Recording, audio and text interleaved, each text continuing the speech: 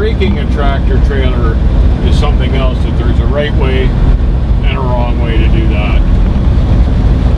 Now with the advent of ABS, ABS is supposed to make proper braking and panic stop braking a breeze, because the system is supposed to control it for you if the ABS is working correctly, which 50% of the time, because most of us don't live in California, and we have corrosion issues with the ABS underneath on the truck and the trailer. So the ABS is less than reliable in most states and provinces. So you should know the right way and the wrong way to do it anyway. The wrong way to do it is just tromp on the brake and just push. Almost invariably, and especially if the roads are slippery, that'll cause at least one of the duals to lock up somewhere, and when one of the duals locks up, it can start the trailer to slide. If your brakes are poorly set up, it can even lock up one of the steering axle brakes, and you sure don't want that, because immediately that'll walk you sideways. The proper way to brake is ease pressure onto the pedal and feather it down. Feather it down. This is locking up the brake, and that's not what you want to do. This is feathering the brake, easing it on and easing it off, just like the ABS would do. And that's how you want to come to a stop without putting it into a skid. Now, especially if you're in the mountains, you want to feather the brake pedal, because that feathering period gives a chance for air to get in between the brakes and the drum and help cool the system down. Because when you're just standing constantly on the brake, it's just nothing but friction, so there's no air getting to it, and it'll heat up much more quickly, and the more the brakes heat up, the more you'll get brake fade. So you want to be feathering the brakes on your way down. This will help prevent a slide. This is basically what the ABS is supposed to be doing for you, if it's working, is applications on and off to prevent a slide from happening. And that's the way ABS works. So it's best to know that you can do that with your foot as well. And particularly on slippery roads, you do not just want to stand on the pedal, lock up the brakes, grab the wheel and go, oh my God, I hope it all works out. That's just the wrong approach. Feather the brakes down.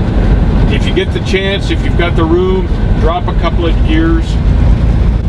I use the Jake brake always when stopping, even on icy road. If it's on icy road, I'll have the Jake switch set down into the lowest position. On the Jake brake, this is the low position.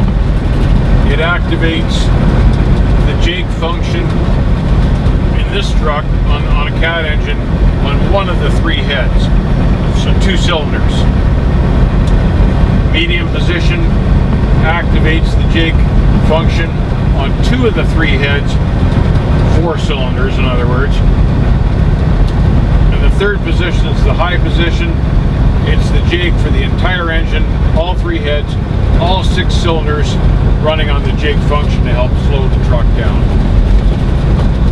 If you're on ice in the mountains going downhill, hopefully you've been smart enough, you should be starting down slowly from the top of the hill. So you're not going fast when you leave the top of the hill.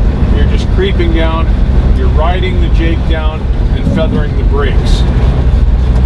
And the secret to going down the mountain is to go slowly. Nobody ever died from going down the mountain too slowly, but all sorts of guys have died from leaving the top too quickly and going down too quickly and then not being able to stop. So now I've got the Jake on. I'm feathering the brake.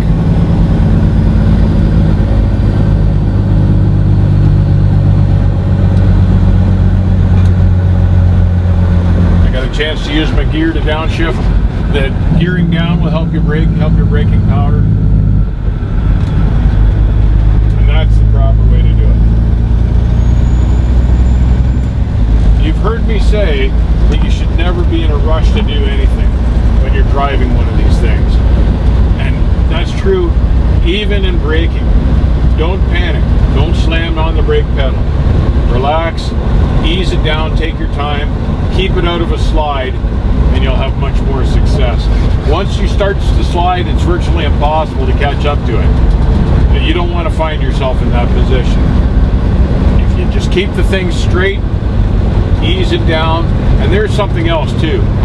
If you need to be slowing down quickly, especially on slippery road, try to do it when you're on the straight stretch rather than in a curve, because you don't want the weight and the trailer out of shape when you start to put on the brakes. If you can help it, you can stop much more effectively if you're already pointing in a straight line.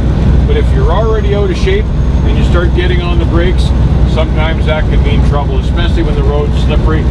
The drives can kick out from underneath you. The trailer wants to keep going straight because it's got more weight on it, and you can find yourself in an ugly situation. So whenever possible, if you're going to get on the brakes, do it when the whole unit is lined up and straight. So when you brake, do it slowly, do it calmly, do it effectively. Keep the thing pointed straight.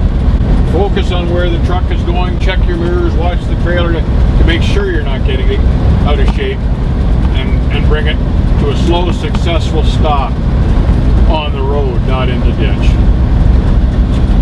Safe braking, proper braking technique, very important. One of the most important things you can learn for tractor trailer driving. Keep that in mind. Drive safe, and I will see you on the back haul.